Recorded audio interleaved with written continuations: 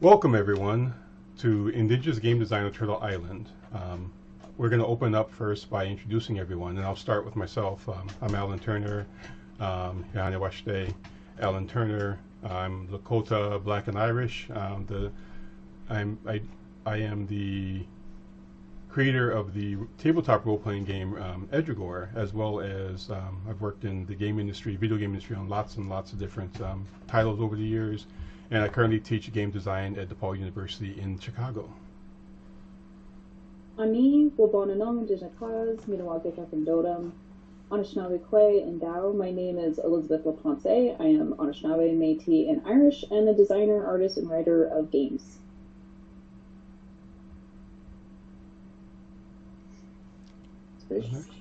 Casey. Hello, my name is Casey Koyczan. I'm an interdisciplinary artist and interdisciplinary musician. I'm the creative lead for the VR 360 experience Wanisinowin Casey Visions. I'm currently navigating my way through a Master of Fine Arts program at the University of Manitoba in Winnipeg, Manitoba. Let's see. Tanzi, Meagan Byrne, Koizan, Hamilton, Ontario, Newton. Hi, my name is Meagan Byrne. I'm Koizan, or Métis, and Newfoundlander on my dad's side, and I am from Hamilton, Ontario, and I am the owner and lead narrative designer of Canada's first Indigenous indie game company, Awesome. Achimostawinan Games.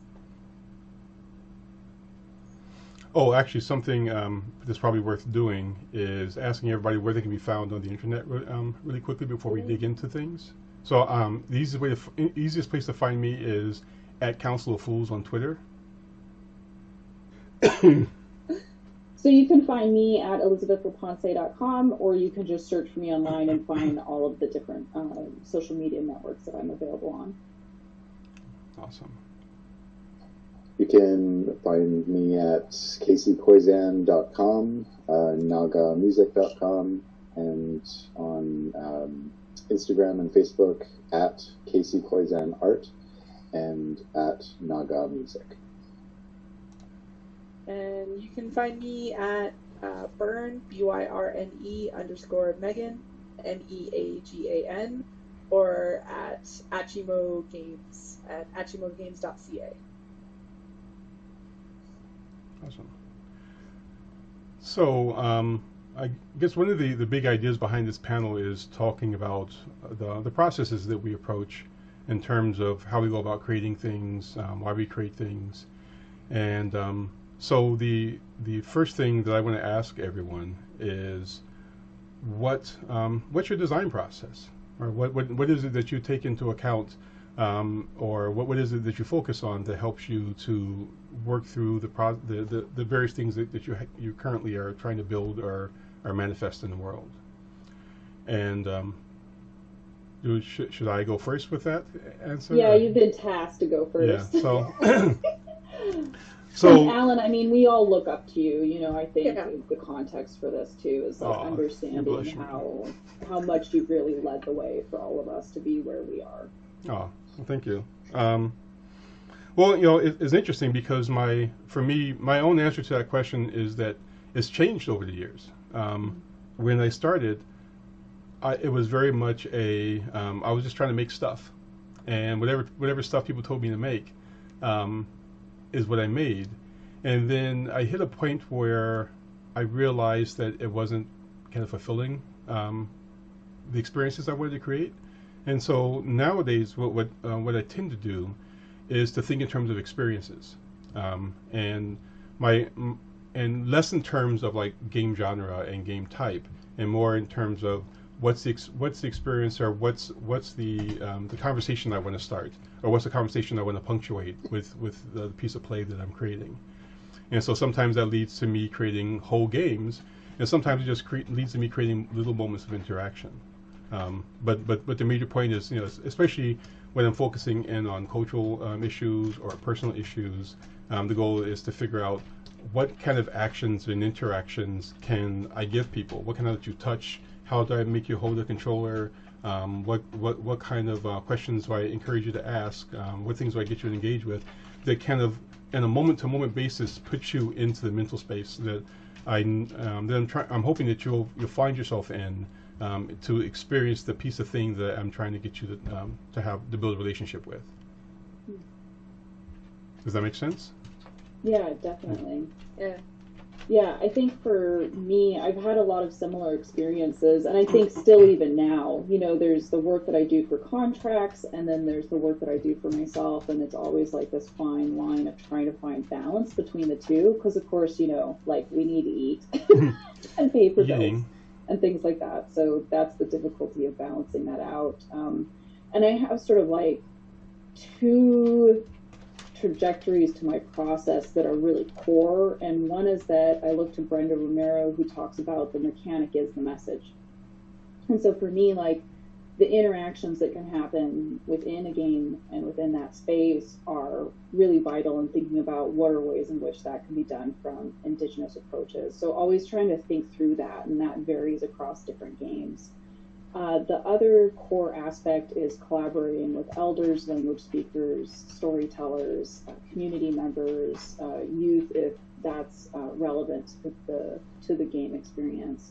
But it can range from involving anyone like Mary Renville and Sharon Day in a game like Honor Water, where they actually decided, specifically Mary Renville was not interested in a game that actually had a feedback system or a scoring system, because she didn't want people to feel shamed about their ability or inability to speak the language, our language, Untitled. And so there, some people could argue, is it even a game, because it's really more like a sing-along, and the system does not read the audio from the player. But I try to push back at that and look at how it's still a play space, right?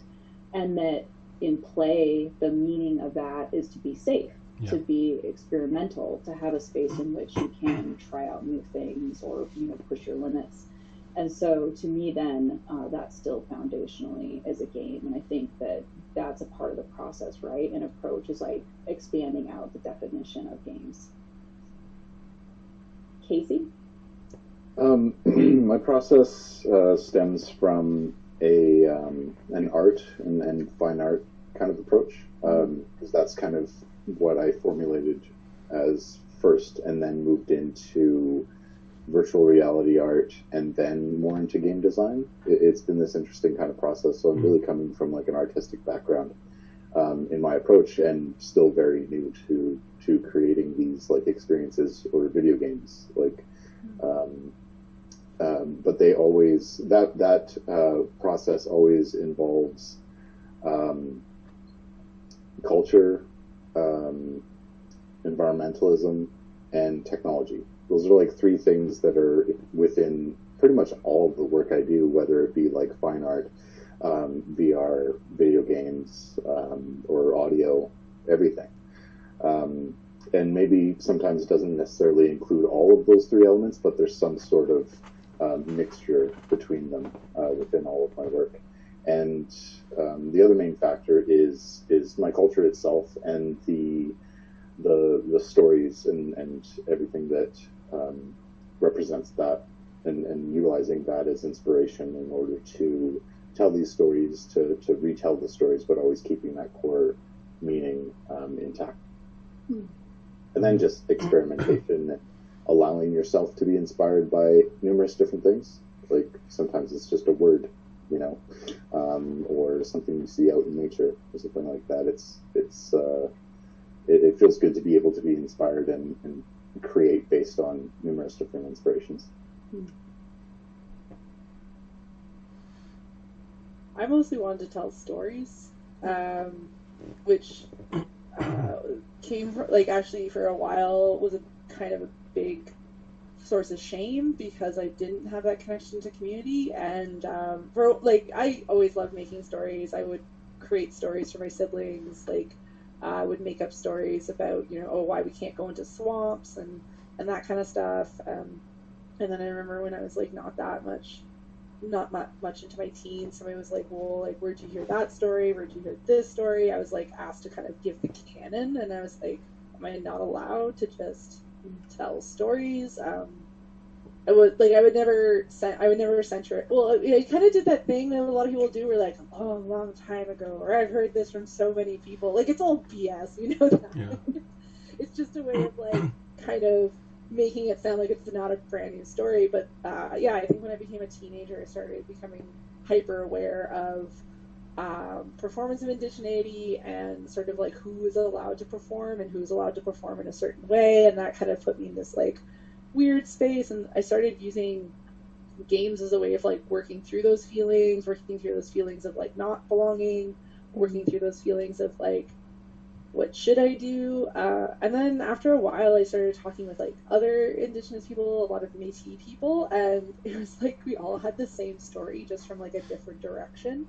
And so that feeling we started kind of compounding on, and we started talking a lot about the future. And so I guess in my way, I like games to create stories that will stay with people. And also when it comes to my game design, I'm really big on who's playing and what do I want them to get out of it. So I'm always really conscientious of how will the player perceive this, how will what will the player take away. And that comes out of my work doing gamification, where I ran up a lot of times against profs wanting to do these sort of like social science type games where they kind of gamifying poverty, and you're like, well, this isn't gonna get across to the player how frustrating the systems that create these this stuff happens. Like, you're playing poverty. And I started thinking about that in terms of Indigenous games and just the games I made, where, you know, we give the player a gun. What are we telling them to do? What expectations do they carry with that? Who are they in this space? Are they the character, or are they a part of their mind? So these are the things I always ask myself when I'm creating characters. And I think it actually makes, at least in this game that I'm working on now, Hill Agency, was really interesting because we had that debate before we started writing. Was like, well, who's the player here? Yeah, they're controlling the main character, but like, not really. So we're like, oh, it's like her ego and her id, and it's sort of like that void to be like, you should totally like tell your ex-girlfriend to go to hell, like, or also be like, maybe just ignore her. And these are the kind of things I'm like, I think this makes for a better experience for people because I'm being very conscious of how does the player approach the medium. Yeah, and then like to leap from that, we can, does anyone have anything they want to say about what other people said before we move on to the next question? Yeah, I do have a couple things there, and it's kind of it kind of pulls from something that I'm noticing with everyone is saying here.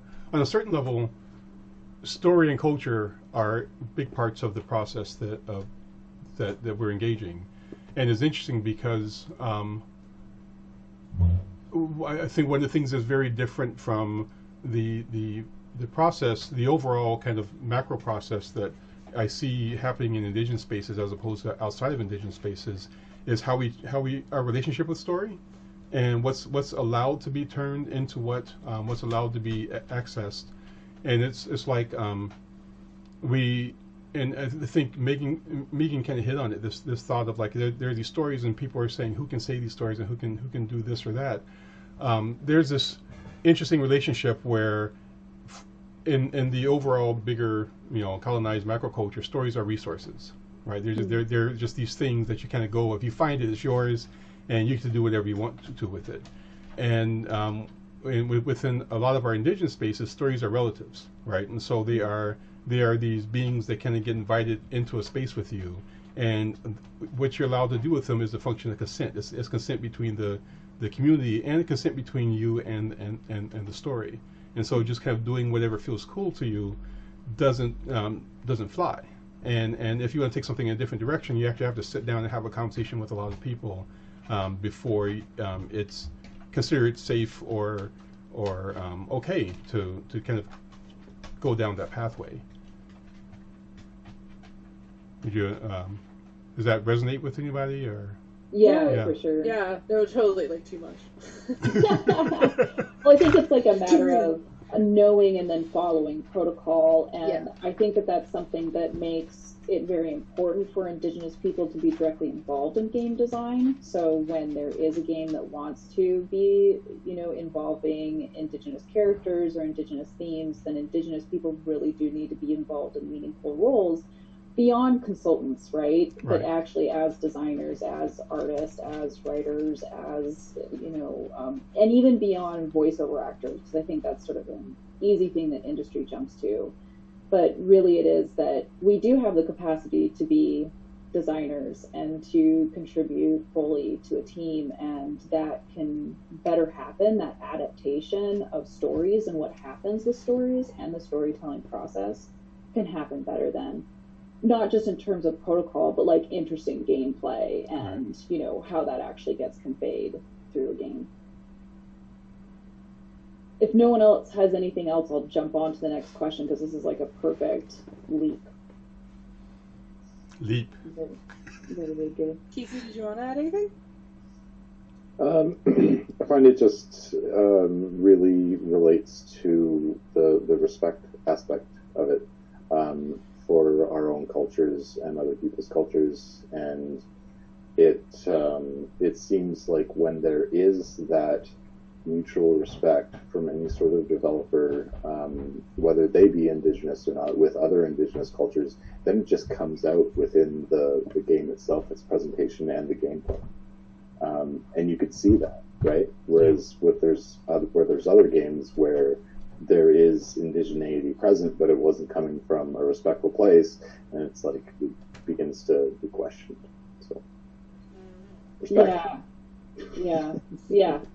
And it can be really noticeable in the design itself. So that's leading directly into our next question, which is, what to you can Indigenous game design look like? And since the way that we've set this up is each of us asks a question and then we give the answer, which is a bit awkward because it makes it look like you're just asking yourself the question, but that's really honestly not what's going on. So then It's a talking circle. What do you think? What do you think?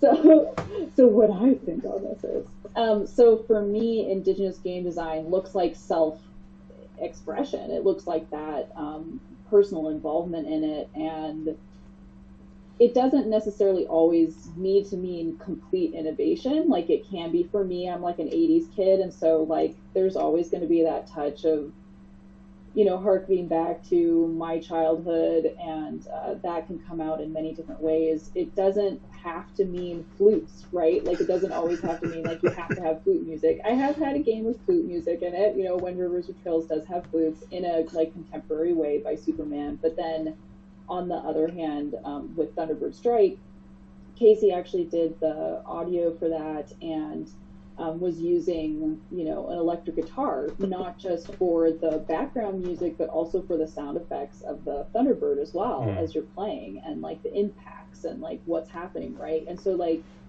we can be Indigenous and be using, you know, electric guitars, different forms of rock, and harkening back to the 80s and integrating these popular cultural references in our own life experiences while also layering in Thunderbird stories, for example, right? And so for me, my hope is to push those design understandings in ways that make sense for the game. So it has to work for each game, obviously. And so, for example, in Thunderbird Strike, it is a side scroller, but it's actually in the reverse. And the reason for that is very specific. It's because the journey that the Thunderbird takes is in relation to Anishinaabe ways of knowing and our perspective of looking in the direction of the Great Lakes from the north.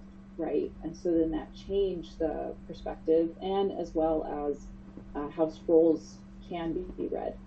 And so, you know, to change those kinds of conventions and flip things around is something that is exciting about Indigenous games, but it doesn't always have to be that way either. Like, you know, we can have Indigenous characters and focus on the representation aspects, which is really done in When Rivers Are Trails.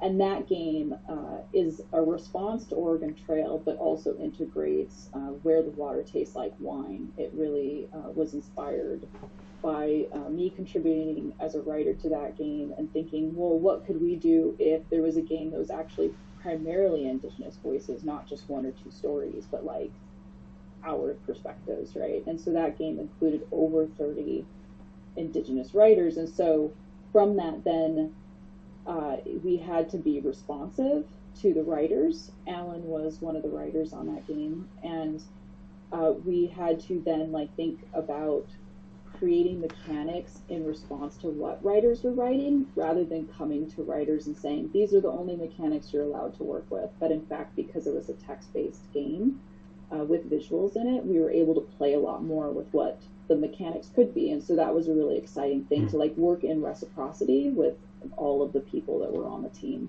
So those are just a couple of the things. And then we'll jump to Casey.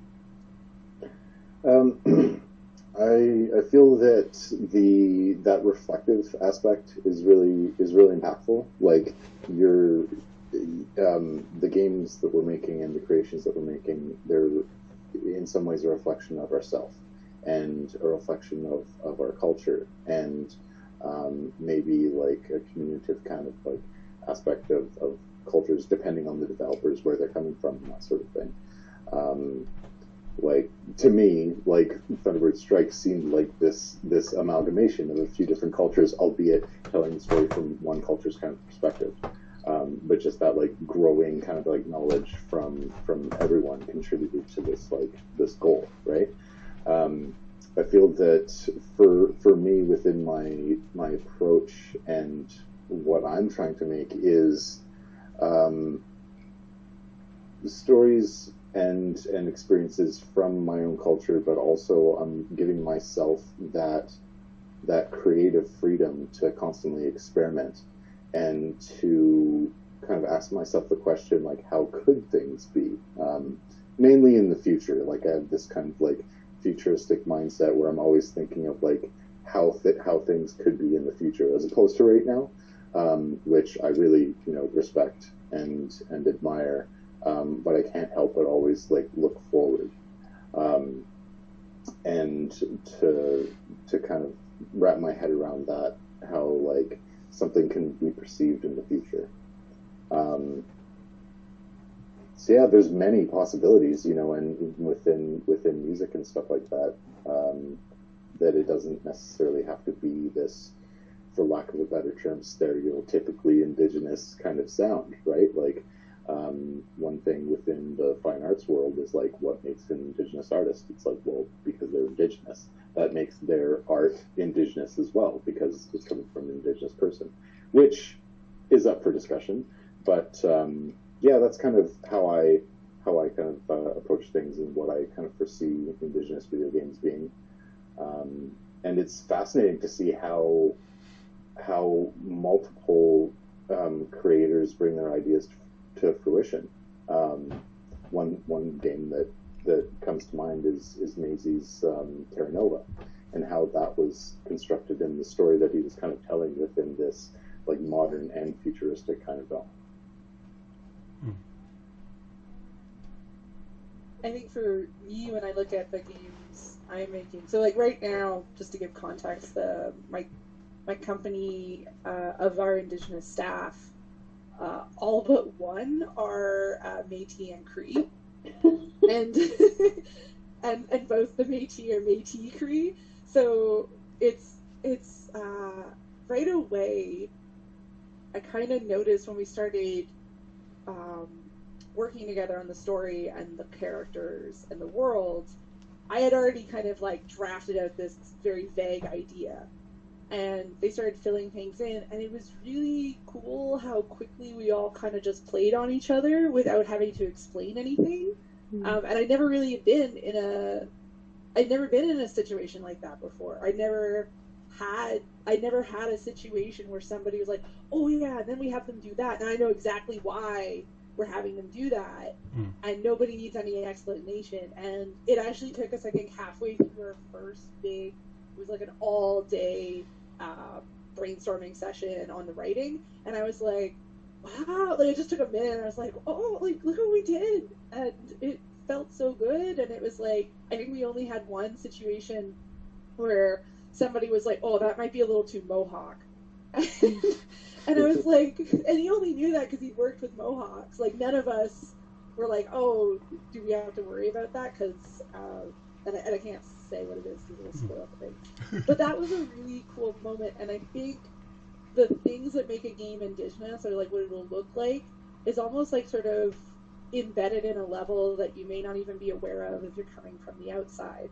But if you're, so I imagine actually when we put out our game, we're probably going to have a totally different reaction from one Indigenous group than from like a predominantly Cree-Métis group. They may actually like respond to it much different. And that's not just because we're using language in the game. It's because there are going to be like inside things that I think even when we're putting in, we're not realizing that it's inside. And that's something that I've been kind of thinking about also when it comes to like myself and others who have been disconnected from community, is when it comes back to stories, like those stories kind of travel with you, even if you're rejecting them. Like even if your family has sort of been like, oh no, we're white now, we've never been native. Like this is a common story you hear. But there are things and ways of doing things that kind of travel with you through the generations that eventually just kind of become almost like masked with this, like, oh, this is not Indigenous. But then you start talking with other Indigenous people who stayed in community, and they're like, well, why do you do that? I'm like, oh, because my mom told me I had to do that. Well, why do you do that? You're like, because we've always done that. And these are the things I think we're going to start seeing in Indigenous games, especially as more people within the same community or the same nation start working together.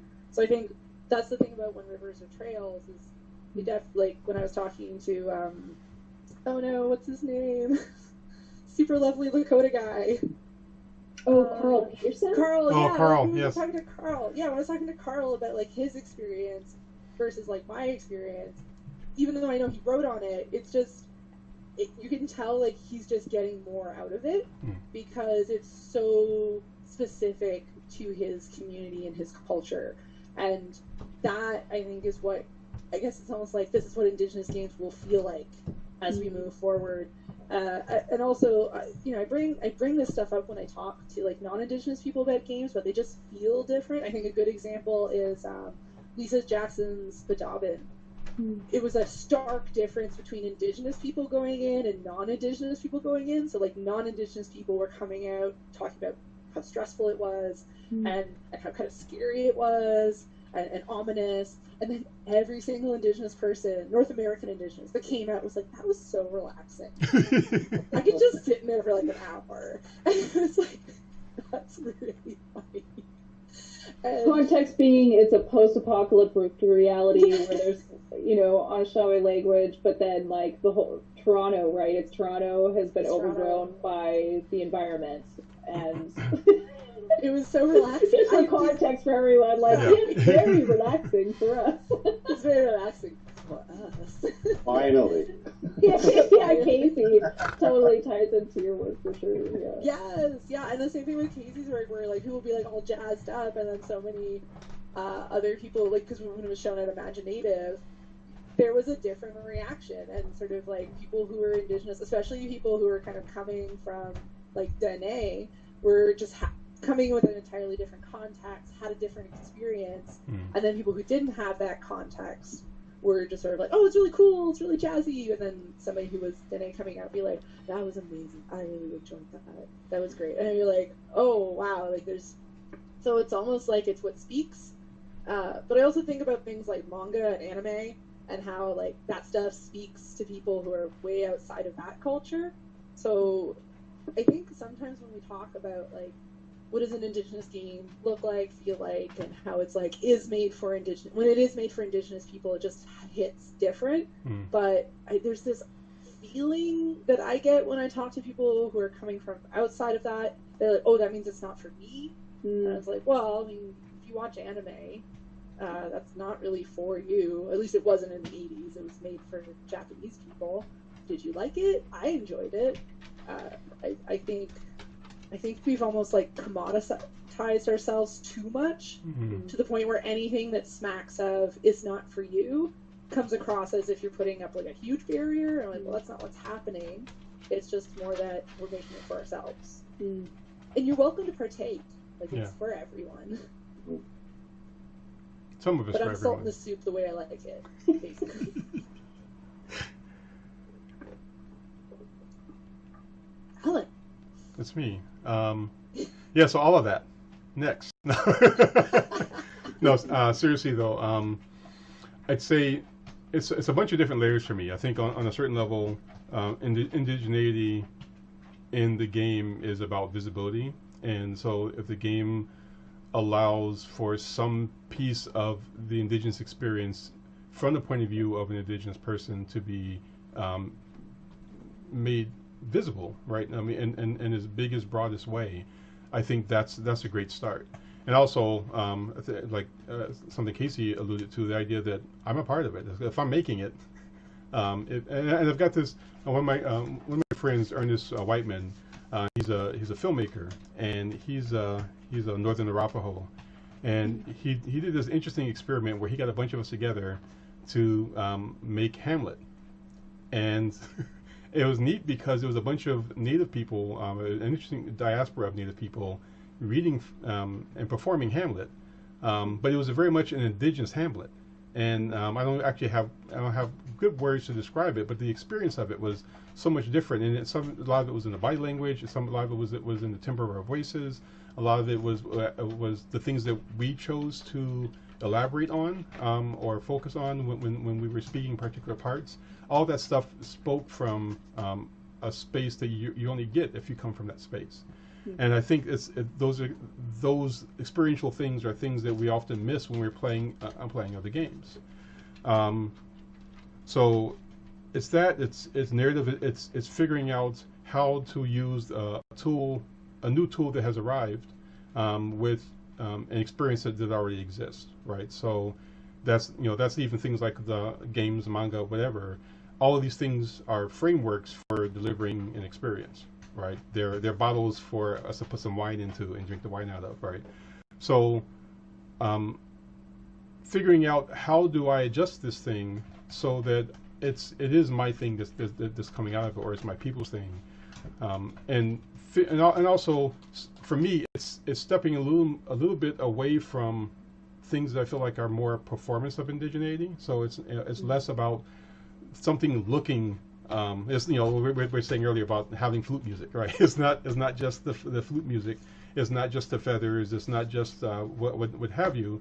It's the experience that those things represent, right? These artifacts we use in a particular way, and so I feel like when we create a space for a game, an indigenous game, invariably somehow you feel yourself in a kind of a real space, a ritualized space where everything has relationship with what's there, and there's a reason for it, and a way that it impacts the narrative, and there's very little stuff that's just arbitrary, and we will often get so specific that we'll throw away the rest of traditional game to focus on that thing, right, that we want people to get across.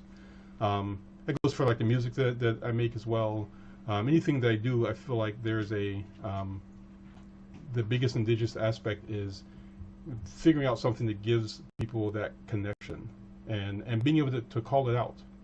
I was trying to think of in Rivers or Trails, you were just talking about this, where when I first sat down to start working on animal stories, and this is a great example of the difference between outside indigenous versus people who are inside indigenous circles doing this.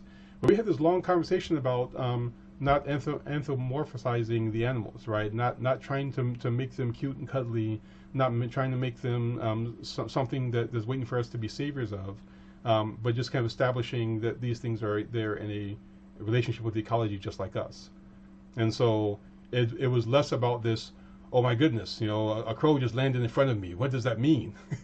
Right? Which is very there's this huge ego thing, which is like all of the world is waiting for me to arrive and define it, and in reality it's it's more the, hey, there's something going on here, let me watch it and maybe I'll glean something from it, maybe there's some learning I can take, but that thing didn't exist just to teach me something, right? So it's going to go on and it's going to live its life, it's going to be its world, and it's just the intersection overlap between us where we both get something out of it.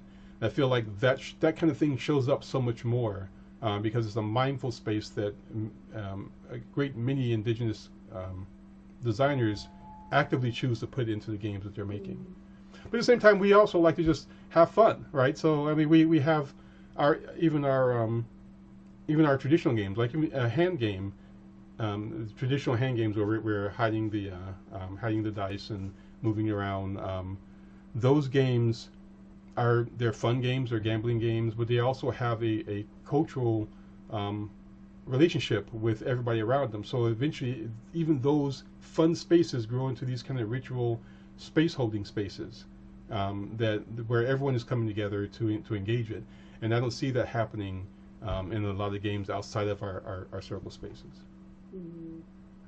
Yeah, what I'm hearing across all of us is the shift that's talked about in programming as well, where the emphasis is on relationality rather than being object-oriented. Right. So it's relation-oriented, right, across all of the different kind of work that we're doing. Does anyone have other discussion responses? I just, as soon as you mentioned the crow, I was like, oh, probably just means you had ham or something. So I was playing a game this summer, in my COVID summer, of trying to find things to distract myself.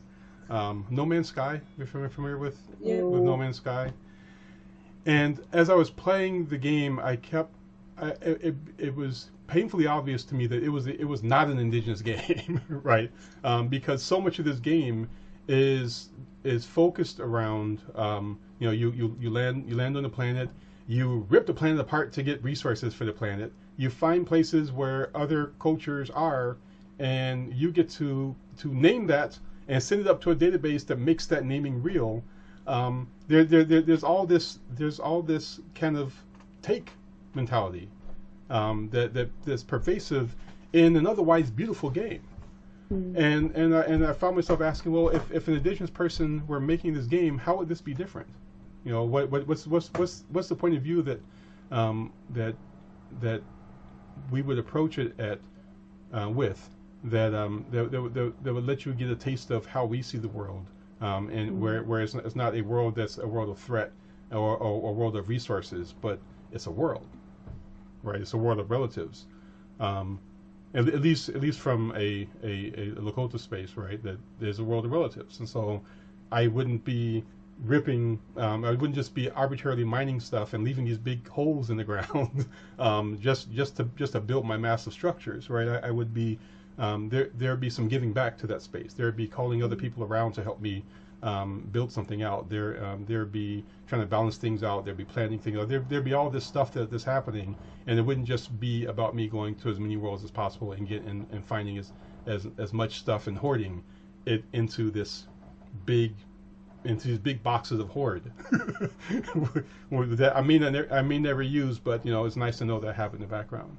So right. I think being mindful of that when we're creating often makes a difference between whether or not a game, even a game made by an indigenous person, if it carries the indigeneity across. Because it's really easy. As an indigenous person, I can totally just make a blow 'em up game and have fun blowing stuff up, and I don't know if I would necessarily call it an indigenous game, other than the fact that it was made by an indigenous person. I have a couple things to speak to that. Yeah. First of all, World of Relatives sounds like kind of like indigenous World of Warcraft spoof. You can have like all your different aunties and cousins, like groups, like. And you can't plant you can't pick any of the plants until you've gone and done a quest to learn about the plants first. You can't touch anything. Yeah. World of Relatives, this is the next big hit in indigenous gaming. Who has $1 bajillion for that MMO? I'll just trademark that right now. You heard it here first. And just to I really that's a really interesting take on No Man's Sky. Like that's kind of shifted my perception of this game, and I found that I was getting into No Man's Sky, like No Man's Sky VR, and I was playing it a little bit. Like Travis influenced me to buy it, and he was really stoked on like doing multiplayer and stuff like that. It's like, okay, I'll get it. And then I kind of just like put it down. And then when COVID hit, and all of these things were happening, there was a lot of like overwhelming feelings that were happening, and like, you know, each month there's this catastrophe happening and that sort of thing. I found that No Man's Sky was the perfect escape, because you could literally be like, peace out, Earth. Yes. Like, I'm taking off for a while. Like, I'm going to go travel throughout the universe, you know? It's like, I'll come back to you later. But, yeah. So I just wanted to say those. Yeah. I totally did the latter, too, right? I explored an entire world, and it was my playground. And that was the beautiful, awesome experience of it. But then there are definitely points where I felt like a bad ancestor. I was running around just tearing stuff up. Yeah, I killed way too many of those drones, like right off the bat. So I got up to like level 4 or 5 with the drones, and I barely have my house built. It's just like, so yeah, should we move on to the next question? Yeah. Okay. So, what is sovereignty to you, and how can game design be sovereign? And my reflection on that is, like, it speaks a lot to, you know, our cultural representation, maintaining our independence, but at the same time, having it be open-ended enough where people would want to understand, want to learn more about our culture, our language, but also accept our adaptations of that and how we perceive them. For me, when I started to create virtual reality art, immediately I was drawn from inspiration from like our northern animals and our stories from Northwest Territories and that sort of thing. Creating it, putting it out there, but not really knowing what our elders think until Davis went up to Delaney and he was showing, doing like a VR workshop up there, and he asked if he can show one of my pieces, Raven Gods, to an elder, and I was just like, okay. I know that feeling. Let me know what they say. And he was like, okay. And mentioned that they were looking around the headset, and they took it off and said, like, you know, I really didn't think much of VR before, but if it's going to be used like this, then it's okay with me. And for me, that meant so much. And it seemed like the only green light that I needed.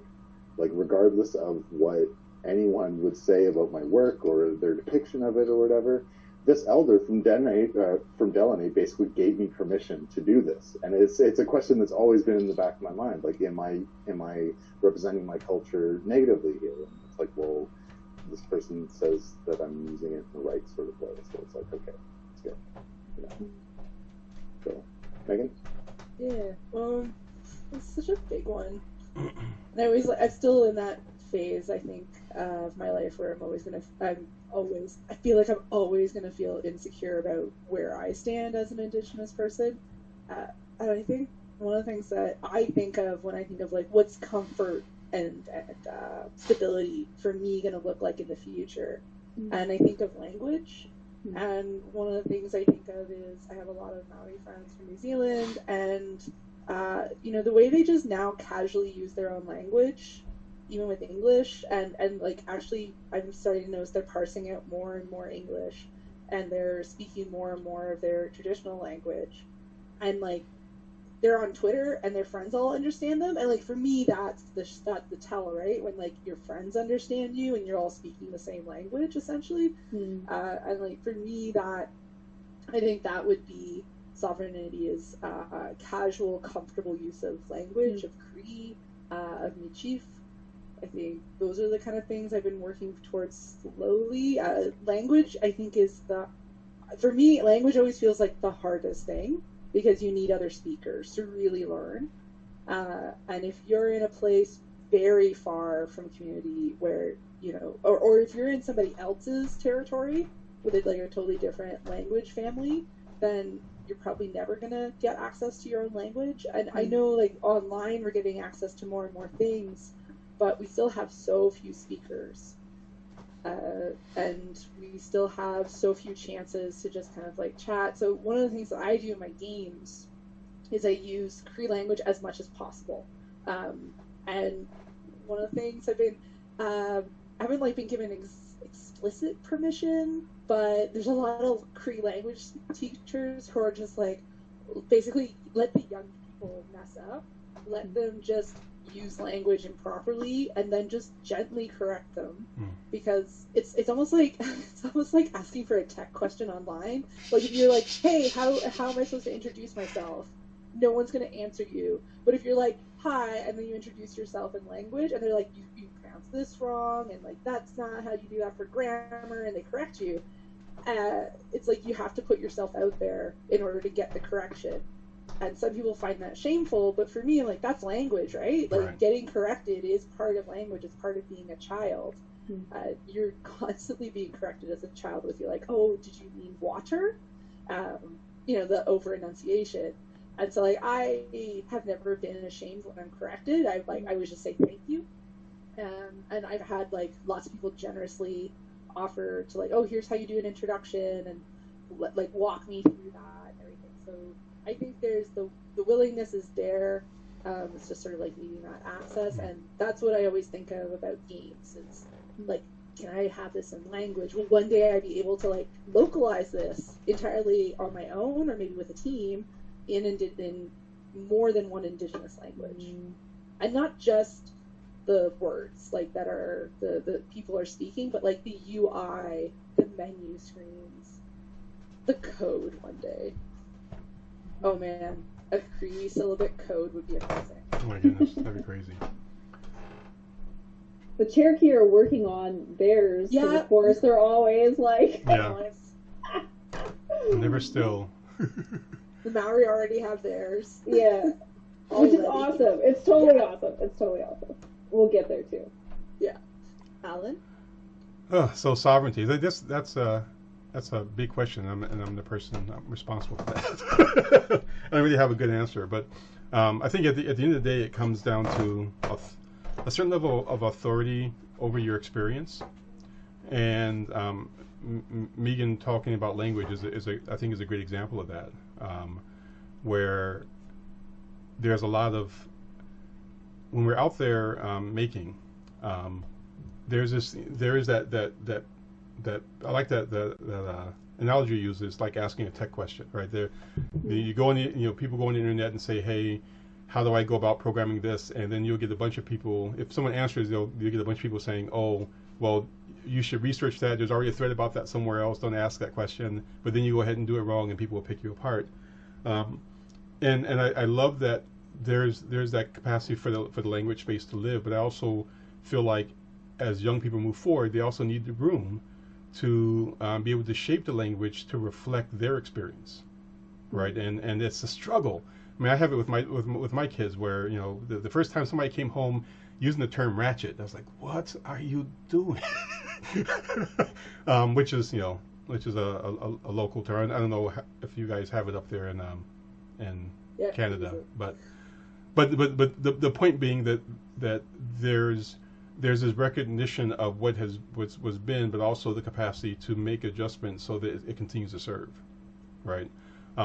So I think for me that's one piece of it. But the other piece of it is just a general authority over your experience, and not to have other people decide which of your experiences are valid. So in games, the example there is more. I started off by talking about how stories, we have this relationship with stories. Very often you'll experience in games, people want to, they already have a game or a universe out there that includes something that they feel is native or indigenous or what have you, but it's terrible. It's absolutely terrible, right? You look at it and it makes your eyes bleed. And you saying, hey, that's not the way that works. This is a better way to do it. You're often not heard, because they have decided they have the authority, and they have read and people that they recognize as gatekeepers of authority, gatekeepers of sovereignty, what is authentic because they collected it. Therefore, they get to decide what to do with it, whatever they want. However, it doesn't work in the reverse, right? So someone may decide they want to, I don't know, in Italy might decide they want to make a game about, some native religious figure, and they feel like they would be perfectly fine to do that. But if we turned around and I decided I wanted to make a game about the Pope, right, or about Jesus stories or what have you, and just do whatever I wanted to do with it, and take it, just have fun with it, that would just cause an uproar, because they have they have sovereignty over that story. They get to say, this is our story, this is the way it is, and you have to respect it. If you're not respecting it, we're gonna stop you. We're gonna pull all this stuff down, and that is recognized as truth. And in our spaces is often not. And when you're in a relationship of collaboration, people often look at you and go, well, why are you causing so much trouble? This is simple. It's easy. It's in the book. I picked it up by the book. It should be okay. And then you'll get feedback that things like, music is universal and it's for everyone. Stories are for everyone, and we should all have access to it. But that always means your stuff we should always have access to. But it's not like this natural blend. It's still, again, we're back in the space of a take. So in terms of a sovereignty, it's creating these spaces where our authority over our own narrative is present, is witnessed, and is also validated by those who are on the outside looking in. They're going, oh yeah, you have authority over that, and we're going to wait for permission from you to actually engage that, or we're only going to engage this bit of it, but we recognize what part of it you own. And it's weird because even the very idea of sovereignty is kind of a colonizer shadow thing, right? Where we get to decide what we move out on, what we take, and then once we've taken a bunch of stuff, we get to tell you get to own that. And it's kind of a weirdness, but it's what we have to work with. And so as we're making games, trying to create games that once people start playing them, they see that experience and they start to know those experiences as truth, and they start to also carry those experiences out and represent them, so that other people are seeing those experiences as truth and recognizing them and validating them, and then we get to a point where we're on the same page. Mm-hmm. And it's also recognizing that we always have these tools that are showing up. I think things like VR, all the different ways that we can create and share music. We've got all these tools available to us, and we can own the way those tools are used to represent us, right? The way those tools are being used to tell our stories. And right now we have like a lot of games mimics cinema, and much of cinema comes out of a particular cultural set of expectations about how a story is told. But as we go into VR, a lot of people are freaking out, going, how do we tell the story in a virtual space? How do we tell a story in a 360-degree space? And it's about telling a story in those spaces you're telling in an ecology of stories. You're telling a story in an ecology. And so maybe that's a place where we actually will shine, because we already have a narrative relationship with that kind of storytelling, right? So it's recognizing where we can stand, where we can hold court, where we can own the pace of the narrative, the flow of the narrative, and then and we get to be gatekeepers on a certain level of how that stuff gets meted out. Yeah, exactly. That's really what it comes down to for me, like in its most simple form. I answered to Carol Marjuan in Bawatang about the term of sovereignty, because she recognizes just the same that it does come from colonization, but chooses to use it as a way to talk about making and then enacting our own decisions. Yeah. And so for me, sovereignty really is something to empower us within the space of the development process. And so I think about, Meagan with her own company. I mean, that's an incredible act of sovereignty, and Casey doing his own work, and Alan, when you crowdfunded Ehdrigohr, as what is being called the Indigenous version of Dungeons and Dragons, then, all of those instances are moments where we do not have to answer to other people in the work that we're doing. And I think that at the heart of it is what sovereignty is about. Well, unfortunately, we are out of time, but this was an amazing time. I had a great time. Thank you, everyone, for coming at PAX, and thank you all of my co-hosts downside. Yay! Thank you. If you want to know more about what we're doing, you can find us online, and I'm also pretty sure our contact information is on the PAX online website. So really hope to hear from you if you want to ask us more questions, and hopefully we can see you guys next year. Yeah. Great. Bye. Awesome. Bye. Bye, Pete. Dokshake.